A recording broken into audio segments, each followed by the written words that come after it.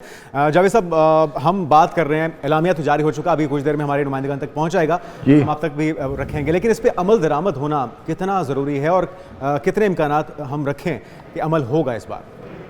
Joint community की अहमियत तो एक तो खैर उसमें जो कंटेंट्स हैं उसके ऊपर डिपेंड करेगा, क्या क्या उसमें बातें की गई हैं, कितना तावन पे जोर है, किस किस्म का तावन है, तो वो तो पढ़ने से ही पता चलेगा। लेकिन मेरा अपना ख्याल है उसमें इक़्तिसादी तावन, सिक्योरिटी के मैदान में तावन और काउंटर टेररिज्म, ये चीज़ों के ऊपर होगा।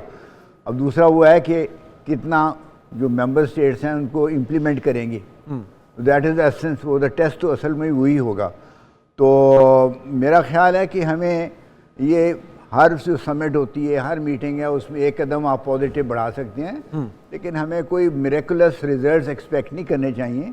आफ्टर ऑल ये समिट अब हो रही है, ये हेड्स ऑफ, लेकिन कितनी तवक्कुआत रखनी चाहिए हमें? नहीं, तवक्कुआत ज़रूर रखें, लेकिन मैं कह रहा हूँ कि जिस तरह से हमने हाइप बिल्डअप किया हुआ है जी, वो मेरा ख्याल में वो ठीक है, पाकिस्तान के लिए एक बड़ी अच्छी डेवलपमेंट है।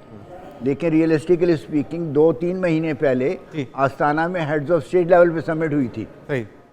पिछले साल जो है मेरा ख्याल में हेड्स ऑफ गवर्नमेंट की, ये अगर मुझे ठीक याद पता है, बिश्केक में, किर्गिज़स्तान में हुई थी।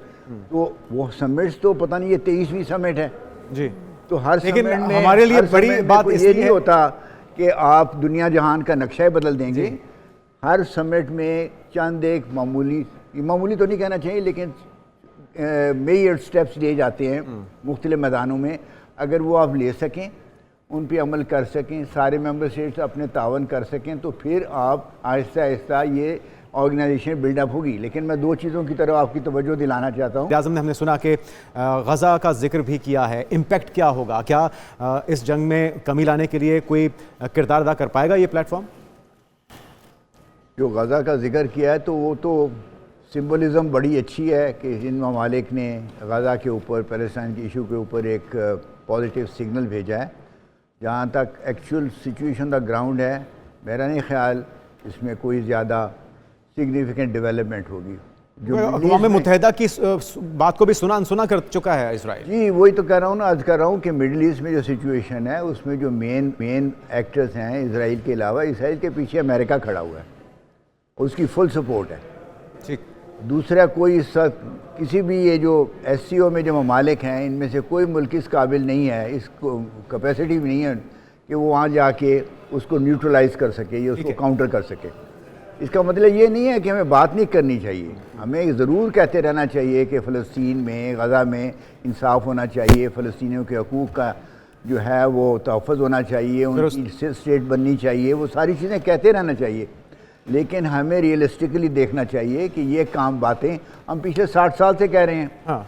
तो उसमें 60 सालों में या 67 से जब से हैं बेतहाशा रेजोल्यूशंस पास हुई हैं, लेकिन अनफॉर्चुनेटली उसका क्या असर हुआ है? अभी तक तो नहीं हुआ। ठीक है, लेकिन at the same time it is important that the member states of SCO ने अपनी पोजीशन इसके ऊपर बड़ी क्लैरिटी के साथ पोजीशन और स्टैंड ले लिया है। बड़ी जो पावर्स इस वक्त 2 है ना यहाँ पे, रशिया और चाइना, वो मदद कर सकती है अगर उनसे मदद मांगी जाए। या मुझे लगता है, जैसे मैंने इसका आगाज में कहा था, कि वो भी चाहती हैं कि लेकिन वो भी देखिए ना कि इनकी अपनी ख्वाहिश कितनी है, ये खुद भी चाहते हैं या हम इसमें अपना हिस्सा डालना चाह रहे हैं? मेरा ख्याल है वो चाहेंगे। मैंने जैसे आगाज में कहा था कि ये बहुत बेहतरीन ट्रेड रूट है जी, और इसमें इंडिया की भी ख्वाहिश होगी कि मामलात कुछ आगे बढ़े, बेहतरी की तरफ जाएं, ताकि फिर लेकिन कोई मीडिएशन हो जो किसी सुपर पावर कोई किरदार अदा करे, कोई बड़ा ही सही, लेकिन यह है कि इसमें पॉजिटिव रोल अदा करे। फरवा, बात करते हैं कि जो असल एजेंडा क्या है। असल एजेंडा है मईशत, जो कि इस रीजन की बेहतर होनी चाहिए, और मईशत जुड़ी हुई है अमन व अमान से, बाहमी ताल्लुकात से। और जो भारतीय वज़ीर ख़ारजा, उन्होंने आज एक लफ्ज़ का इस्तेमाल किया कि बाहमी एहतराम भी होना चाहिए तमाम रुकन ममालिक के दरमियान में।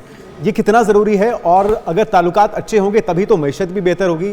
ये समझ आने के करीब पहुँच चुके हैं, आपको लग रहा है? मेरा ख्याल से ताल्लुकात बेहतर करने के लिए आपको अपनी मुआशी पॉलिसीज़ पे गौर करने के लिए तो वैसे कोई समिट की ज़रूरत नहीं होनी चाहिए थी। ये तो 2 हमसायों के बीच चले बहाना ही एक बायलैटरल मामला होता है, मगर since this is SCO is multilateral platform, तो ज़ाहिर है इस पर बहुत वास्ट लेवल पे गुफ्तगू होती है। बड़ी अच्छी बात है कि जयशंकर ने एक ऑप्टिमिस्टिक जेस्चर जो है वो दिया है, लेकिन we shouldn't be expecting a lot from him और India, because this is just just significant, जिसे कहते हैं ना कि एक वो प्लेटफॉर्म है और उस पे एक मेहमान की आमद है। सेम उसी तरह जिस तरह अली भाई ने भी जिक्र किया था लास्ट समिट जो गोवा में हुआ था, जहां पर बिलावल भुट्टो जरदारी साहब शायद मुसाफा करना चाह रहे थे मगर उन्होंने नमस्कार किया था, तो वो एक controversy. Let me just complete this.